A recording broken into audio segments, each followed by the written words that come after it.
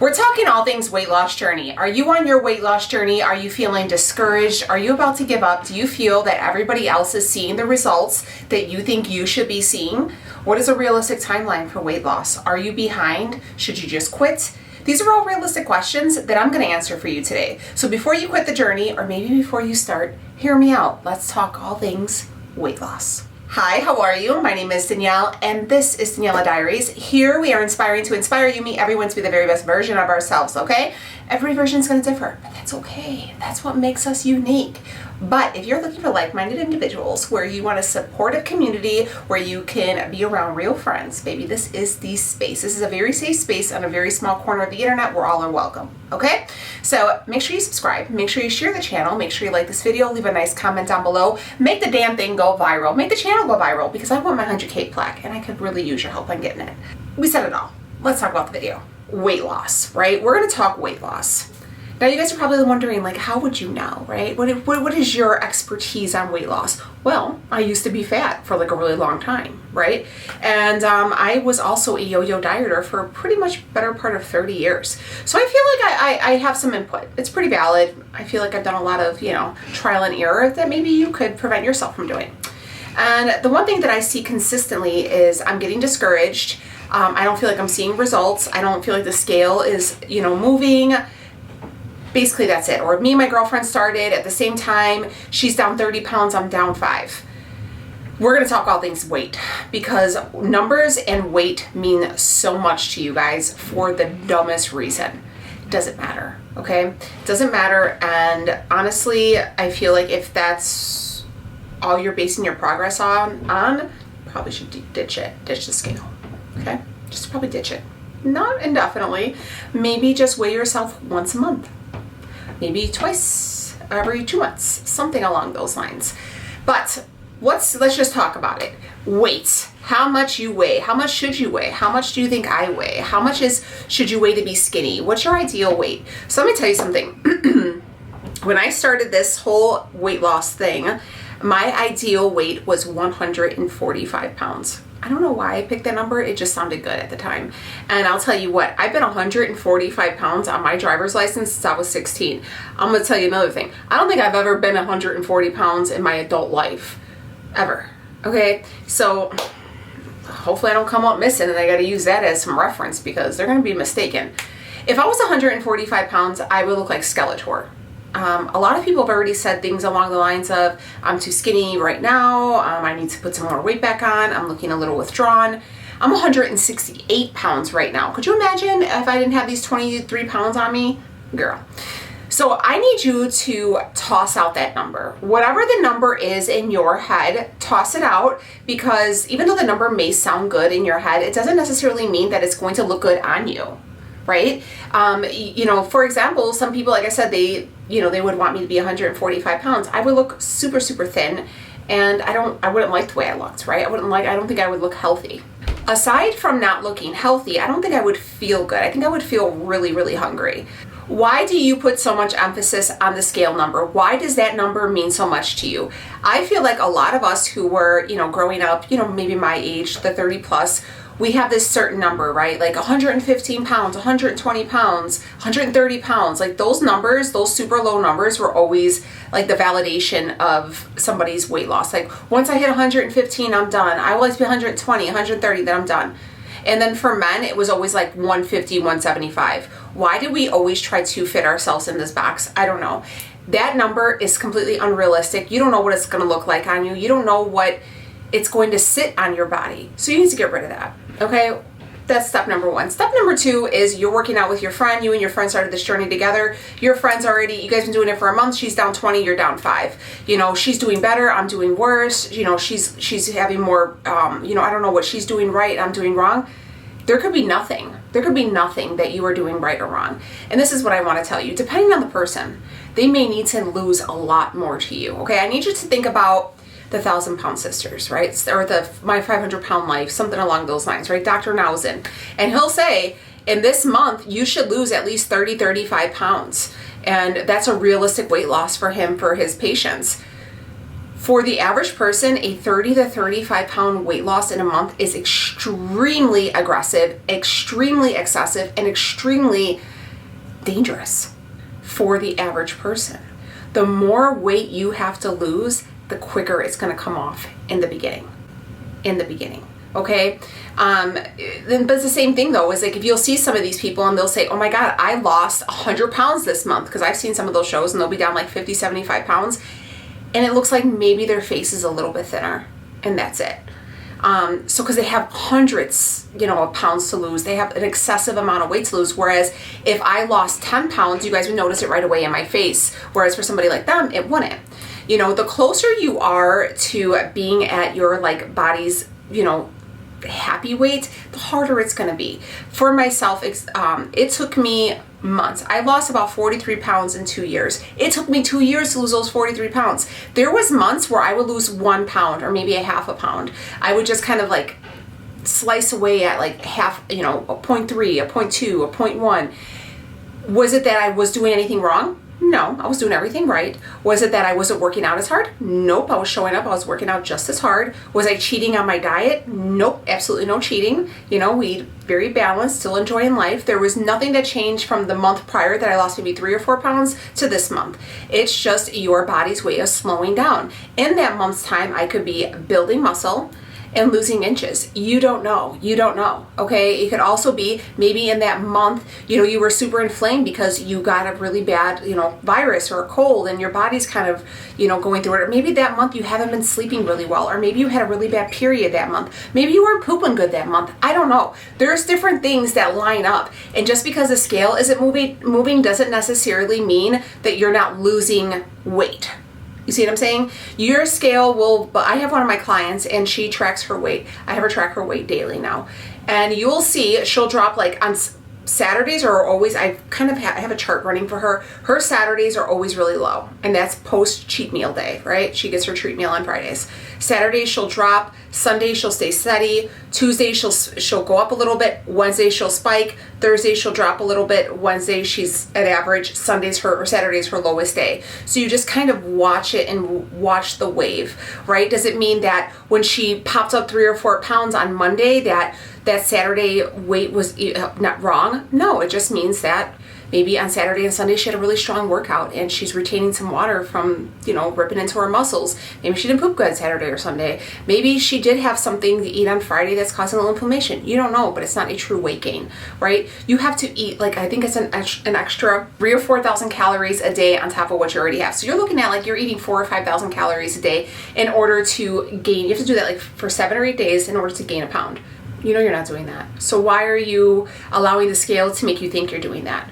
The scale is just a tool. It's a measurement, okay? You don't give everything to it. I don't know how much more I have to repeat it. Skip the scale, take your measurements, take the pictures, buy goal jeans. For example, my oldest daughter, she's on her own journey. She doesn't get on the scale. The scale for her is a very big trigger for her. It's very upsetting to her. She has in her head that she should be this super low number and it's, she's not there yet and she gets discouraged. So don't even weigh yourself. Don't worry about it. So she has, every week she takes a picture in her goal outfit, right? She has a goal outfit. And each week you will see, she can put a hand in the band now. The top is looser in the front. There's little things that, you're seeing that you're working. It's working. You're doing it. It just takes a while. I wanted to share with you guys Prozis. So I have been buying some stuff from them recently and then they gave me a discount code and I thought you guys would really like them. They're kind of like a one-stop shop. They sell pretty much everything. If you're Prozis, all you would, if you were wondering what they have all types of stuff. So they have choco butter, they have syrups, they have pancake mix, granolas, they have workout clothes, they have the cereal. I mean, literally, there's beauty products, bars, literally, there's something here for everyone. It is a one-stop shop. If you're looking for protein powders, if you're looking for essential amino acids, I mean, anything you need to be the most athletic workout babe of the world, this is it. If you're looking for some good snackies, they got that too. They got bikinis, baby. I wonder if they have that body. Can I buy that body? can I add that to the cart? But it is a really cute little site. I have their app, and there's literally a ton of stuff, and a lot of the things I did pick up because the girls actually shopped on here. Let me show you.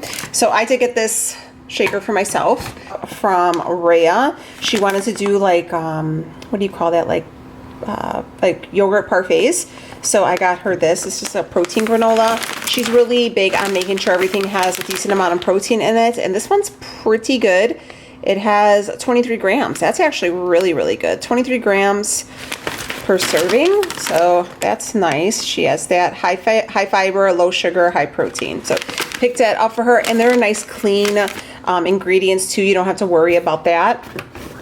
And then I picked these up for my dad. These are sugar-free vanilla waffles, and I thought these would be a really nice thing because sometimes he, when he's working out in the heat or something like that, or you know, he's gonna go to the gym right after work, I like for him to have little snacks like this, and I try to keep everything sugar-free for my dad. And this has, let's see, carbohydrates 14. So not too bad for him. I thought it'd be a nice little snack that he can use in between on his way to the gym. This was another pickup for Rhea. These are Pop-Ups. These are gourmet popcorn. So actually, you know what, Sophia really wanted some of these, but she can't have the popcorn with her braces. And this just has, like I said, cleaner ingredients, which we really do love. Free from aspartame, artificial sweeteners, colorings, preservatives, and palm oil. So it'll be a nice snack. Rhea throws these into her work bag. I got this for Leo and the girls. This is just a maple syrup. It's all zero. And what I did like about this, so everything is zero, but the ingredients are way better than that you would see at, like, you know, the stuff you get from like Walmart or something. And I'm trying to see where I can show it to you, but nonetheless, I picked this up for I got them the protein pancakes. This box was stocked. This is a choco butter dip and whey powder. I can even use this too, and I can add it to some like toast and stuff like that. So it's hazelnut and cocoa, free from aspartame, no sugar added, and it's hazelnut coconut spread. So for 100 grams is 21 grams of protein, which is a really good deal. I wouldn't use 100 grams. I probably would only use, like, honestly, like 15 grams. That's about what I would get per my serving, and go from there. Because I know a lot of people will see this and they'll be like, oh my God, the serving, it's 500 calories or kcals or something like that. A lot of this is in like European stuff. I'm not even going to lie to you. But just because it's that much for the serving, you don't necessarily have to do the serving. You just go ahead and adjust it to your own serving. And for like peanut butters and stuff like that, I don't do no more than 15 grams per serving, sometimes even 10. So got that. All right, let me show you real quick. So I have, first off, the bag is really cute. I got a sports bra, and this is like a high impact one, and I liked it because it had the, like, that contrast right there, and I feel like it gives you a little bit more of a shelf because I don't have a shelf. I thought that was really cute. And it has, I will say this though, it has no lining, there's no cups, but it does have a nice sweat lining, which is really nice. Nice and thick, sturdy. I do like it. I think I got this in a large, and I believe I got the bottoms in an extra large. No, I got them in a large. All right. Ooh, these are nice. You could already see the material is really nice. I am a sucker for workout clothes. Oh, these are a butt scrunch. I know butt scrunch isn't for everyone, but I enjoy a good butt scrunch. And yeah, so they have like the lining. They're shiny, super stretchy, thick. Oh, I think this folds down. Yeah, it folds down, and then you have the P for the Prozis. So these are really nice. You can hear they're thick. So if you guys want to check them out, I'll leave a link. Definitely recommend, you know, shopping with them. You can spend over 40, which honestly, you're gonna be struggling not to be spending all your money because they have a lot of really good stuff in there. That is just those things that we all need, and sometimes it's hard to find if you go to like a Jewel or Walmart or whatever you guys have in your area to find snacks like this to help kind of get you over to the next meal or help to kind of balance out your macros and stuff like that, and especially if you're really paying attention to the ingredients. So I think that's where Prozis kind of shines, and I think it's a really good deal. So anyways, I'll leave a link and all that stuff down below for ya. We're going to talk about timing. How long should it take until you're skinny? Why are you guys in a rush? Okay, it's like you think that if you're not skinny in 3 months, baby, you ain't never going to be skinny, or you know, you have a start and end time. This journey is going to be forever. And you should think of it as a forever thing. This should be a lifestyle, not a punishment, not a, a means to an end. This should be something that you are moving your body every day because it deserves movement. It needs movement. It thrives off of movement, not only for your heart and for your lungs, but for your mind. Okay, and then let's come back to your eating. You really should be in control of what you're eating. Your food should not control you. Your food should not have any type of, right or wrong. There's no morality with food. No food's good or bad. No food's right or wrong. And your food should not control you. You should not plan your life around your food. You should not just be obsessed with it. Okay, if those are issues that you are having, we need to go ahead and address those issues and work through them. How do you do so? Therapy. Therapy is super beneficial because if you are obsessed with eating, that is still a form of disordered eating. I feel like nobody addresses that. No one addresses binge eating, food obsession, food noise. These are all really big things. And if you need learning techniques to how to address them and work through them, definitely therapy will help. I did do a video on food noise and how to address it and how to work around it to kind of dim the noise. So definitely check that out if food noise is something that bothers you. You should, food is just that. It's fuel, right? Not every meal has to be a culinary masterpiece. It doesn't have to be a picture for Instagram. It doesn't have to be like some showboaty thing. Keep it simple. Keep it simple. Maybe, if you're one of those people who love cooking and presentations, say, hey, you know what? On Fridays, I'm gonna get all the good recipes. I'm gonna make a super indulgent recipe that's gonna take a long time, whatever the case may be. I'm gonna do that on Fridays. That's gonna be my treat to myself, and go have at it, take the pictures, post the videos, do whatever.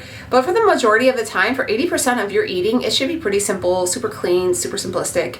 It shouldn't be all that, okay? Do you have to cook a little bit? Yeah, you have to cook a little bit. It's not that hard. Okay, you don't have to be Gordon Ramsay. You could just be a normal person and get an air fryer and throw that shit in there and you'll be fine. If you have dietary restrictions, you go ahead and work around those. If you have health issues, go ahead and work around those. But this is just a general term I'm speaking of, You're going to have to put in the work. No one's going to do it for you. No one's going to hold your hand for you. No one's going to do the workouts for you. No one's going to cook the food for you. Do you want it bad enough? Or are you just obsessed with the number on the scale? Because if you just wanted to get the number on the scale and be done with it, you can go ahead and pay probably about $1,000, $1,500, get some Ozempic, and that'll probably knock you down a couple pounds and you'll be right where you are. And then as soon as it stops, if you don't stay on your maintenance dose, it's probably going to come all back. And then you'll probably have to start all over again. So do you have more time or do you have more money is kind of the question. If you have more money than time, then baby, get the Ozempic, do what you do and be you, baby. That's okay. I'm okay with that. If you're okay with it, I'm okay with it. And this is not me judging. I'm just saying that you might see results a lot quicker and a lot easier than you would do if you did it, just diet, exercise, and just a waiting game. Yeah, it takes longer, but the results last longer. You're learning more, you're challenging yourself, you're proving everybody wrong who doesn't think you could do it. You're proving yourself wrong because you doubt yourself. You're going to come out and you're going to be a champion. Nobody could take away from me what I've done. Nobody could take away what I built with my business because I built it. When people laughed, when people made fun of me, when people had group texts, when people still didn't think I had a job, when people still don't think I have a job, I built it. You can't take it. It's mine. I'm Daniela. These are my diaries. My weight loss. Nobody could take credit for that. Nobody could take credit for that. People will be like, oh, it's your coach. My coach lives in Texas. She didn't do anything for it. She gave me the tools and she handed them to me and I ran with them and I built something with it. I built myself with it. And on the process of building myself mentally, physically, emotionally, I learned to fall in love with myself. I learned to be selfish with myself. I learned to be selfish with my time. I learned to be a little self-centered. And that's okay. That's okay because for years and years and years, I was all about everyone else, living to everybody else's standards, and just flopping through life where, I didn't think I deserved better. I just, ate scraps, did whatever, and was just failing at life in general. I didn't feel good about anything I was doing. I had to take some pride into myself. I had to put myself through something really hard and I had to do it. Now, some people may not think building a business or having a weight loss journey is something hard or difficult. For me, it was. It was a big journey because food is very emotional for me. Weight is very emotional for me. Weight loss is a very emotional thing for me and it's very traumatizing from my past. So I had to not only heal who I was, heal my relationship with everything that was just poison against me for so many years to come out on the other side. I'm 40 years old. It took me 40 years to get here. I try to tell my kid, it's real easy to learn new tricks at 19 and 20 than it is at 40. you know, but the thing is it's never too late to start. You could be 70 and start. My dad's 62. I work out with my dad 6 days a week. And let me tell you something about my father. My dad has every excuse not to show up. My dad is 62 and has extreme arthritis to where he is bone on bone in all of his fingers. He gets cortisone directly injected into his knuckles and all of his hands. He can no longer close his, last 3 fingers all the way. My dad shows up to the gym 6 days a week. My dad works out. My dad trains. My dad buys different grips and stuff like that so he can do it. I'll help him, and my dad looks phenomenal. My dad is in the best shape I think I've ever seen him. My dad's in better shape at 62 than he was at 30, period. And not only did he do that, but my dad also did it because he has 2 daughters and 3 granddaughters and a wife. He put his enjoyment. My dad loves snacking. My dad, used to love, his chili brouhaha's on the weekend. My dad hasn't drank in over 20 years. My dad is really good about his eating, but he made the choice, and he made a hard choice. He has friends that are his age that just don't care, and they're on all the blood pressure medication, all the metformin, they're on everything, okay? They're on all this cardiac stuff, and my dad is pretty good. My dad is a type 2 diabetic, but that's from damage to his pancreas that we knew was going to happen, but my dad comes out on the other side on these things. My mom's the same way, 62 years old. My mom works out 5 days a week. You could do it. Doesn't matter your age, doesn't matter your size. You could do it. There is a will. Sometimes it will take us longer, but the thing is the longer it takes, the more you fall in love with the journey. Okay, let me ask you something. If someone were to tell you, if you have a spouse, I'm only going to let you have him temporarily and then it's going to be over. Or, don't fall in love with. The longer you're with them, the more you love them. The more you learn about them. The more you fall deeper into a soul love, right? Where you're like, man, this is my person. That's how I feel. And I don't want to say about the gym, but that's how I feel about this version of me. This is who I was always supposed to be. I was always supposed to be healthy. I was always supposed to be mentally on point. I was always supposed to be strong and have, this determination to do whatever it was. No one is going to be able to knock me down and tell me I can't do something because I've already proved to myself that I can do damn near anything, and that journey taught me that. This journey taught me I am the baddest bitch. And nobody can take that from me. Nobody can tear me down. Nobody can tell me otherwise because I did everything that nobody else thought I could. People were betting against me. People laughed at me. No one thought I could do it. And now here comes people. Oh my God, you're doing good. Oh my God, this is that. Oh, I haven't seen you in a while. I thought you were still doing keto. Oh, you're skinny now. What have you been doing? Oh, what did you, first thing everybody thinks, oh, you're not keto anymore. Are you on Ozempic? No. Where have you been the last 2 years? And these 2 years, and not that there's anything wrong with it, okay? But to me, it's almost a disservice to myself because in these 2 years, I did a lot of work internally, mentally, physically, and nobody can take that from me. And don't let no one take that from you. Even if you do other avenues, that's completely on you. It's still something that you're pushing out to do. But if you can't afford the other avenues, which a majority of us cannot, I mean, who honestly has $1,000 to spend on this stuff a month when groceries are through the roof? Give yourself some grace. Give yourself some grace. Your average weight loss should be a half a pound a week. Honestly, at the most half a pound to 1 pound a week. All right, so that's 3 to 4 pounds a month. That's it. Stop trying to push the carriage before the horse. Take your time.